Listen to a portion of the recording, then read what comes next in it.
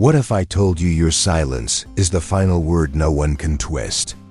What if I told you that in this loud, frantic world, where everyone is shouting their pain into echo chambers, writing paragraph after paragraph to people who don't even care, the strongest thing you could do is say nothing at all? You see, we live in a world that feeds on your reaction. The moment you beg for closure, they win. The moment you chase for an explanation, they hold the upper hand. The moment you open your mouth to defend your worth to someone who's already decided not to see it, you hand them your power on a silver platter, and so few people see it. So few people see how powerful it is to stand still, to watch the noise swirl around you while you guard your own peace like a fortress no storm can touch. So before we go any deeper, do me a small favor. If you feel this truth in your bones already, if your soul whispers, "This is for me," pause for a second. Like this video now, click that button. Not for an algorithm, for you. For this promise that you'll hold this energy long after the words fade. And drop your affirmation in the comments right now. My silence is my superpower. Somewhere along the way, you were taught that if you love someone, you must fight for them. If someone misunderstands you, you must correct them. If they ghost you, you must send the long text. If they walk away, you must run after them with every last piece of your dignity in your hands. But the Stoics, Marcus Aurelius, Epictetus, Seneca, they knew better. They lived in a time when losing your calm could mean losing your life. They knew that when you place your peace in the hands of someone who doesn't value it, you chain yourself to their chaos forever. A Stoic doesn't react just because the world demands it.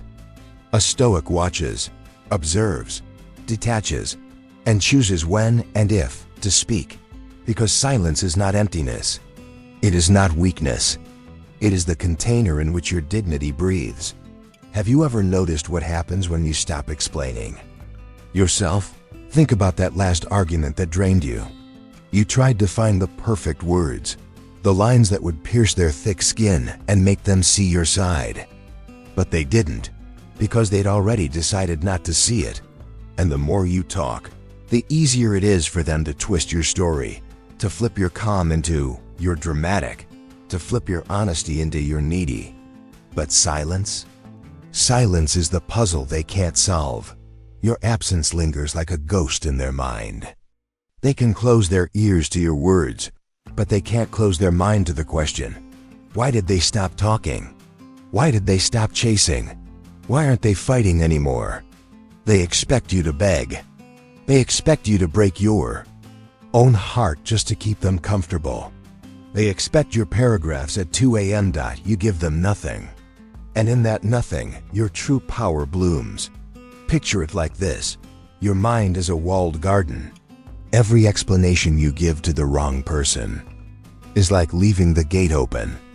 Every argument with someone who's determined to misunderstand you is like letting weeds crawl in. Every late-night text you send to the one who left you unseen is like watering that weed while your flowers starve. Silence is the fence. Detachment is the lock. Boundaries are the gardener who walks the perimeter every night, pulling up the roots of old illusions. There will be days you ache to swing that gate wide open again. You'll feel the urge to say, if I just tell them this one last thing, they'll finally get it. But they won't, because the truth is, people don't learn through your words. They learn through the absence they feel. When you stop filling the space for them, let me ask you something. Who benefits when you over-explain? Who profits when you're stuck replaying the story in your mind? Who eats well when you serve them your worth on a plate every time they ignore you? They do, not you, but when you stop. When you close your mouth, drop the rope, and sit with your own company, you find something that no amount of chasing will ever give you. Clarity. Seneca wrote, "We suffer more often in imagination than in reality," and he was right. Most of your suffering doesn't come from the thing that happened, the ghosting, the betrayal, the disrespect. It comes from your mind's desperate attempt to rewrite the ending. Maybe if I say it differently. Maybe if I just give them time. Maybe if I break my silence, they'll see me again. But they won't, because the truth is, someone who needs your suffering to feel powerful will always push you to explain yourself again and again, until you forget who you were before you met them. Your silence isn't punishment. It's protection. It's you, stepping back onto your own battlefield, your fortress walls rising high, your garden finally tended, your dignity safe behind. Gates no one can kick open. And if you felt this shift in you, if you know your heart is tired of performing, pause here for a second. Like this video now, not because I asked, because it's you telling yourself, this time I will stay silent. This time I won't chase. And type it again in the comments. My silence is my superpower. I want you to feel it, to claim it, to say it so many times that it becomes the root of your calm. Let's talk about the real world. This isn't just some ancient philosophy on dusty parchment. It's real. You've lived it. Think about love. The lover who leaves you with a half explanation, a cold shoulder, a breadcrumb trail they hope you'll follow forever. Your old self would have run after them, rewriting your worth in late-night messages. Now, you pull your energy back like a cloak around your shoulders. You let them stand alone with the void they created. Friendships. The friend who only calls when they need something. Who ghosts you when you're not useful. Your silence says, this door is no longer open for your convenience. Family. The relative who mocks your boundaries, who gaslights you into feeling guilty for having a backbone. Your silence becomes the echo that says, blood is not a free pass to trample my peace. Work. The colleague who stirs gossip, who provokes you, hoping you'll react and ruin your own reputation. Your silence is your shield. You don't play their games. You let your results speak.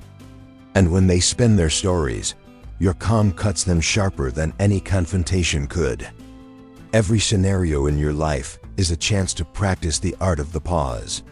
The art of saying, I will not pour my peace into a cup that has no bottom. Some will hate you for it. They will say, you've changed. They'll call you cold, distant, arrogant. Good.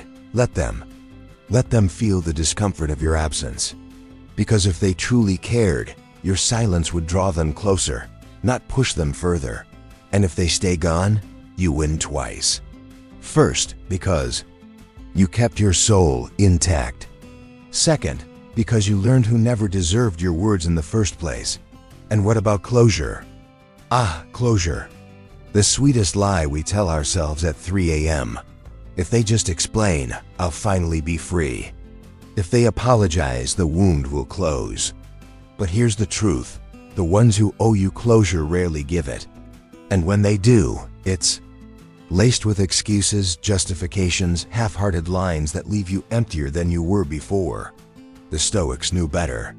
Epictetus said, don't explain your philosophy, embody it. Stop asking for closure. Become the closure. Your silence is the lock on that door. Your detachment is the final chapter.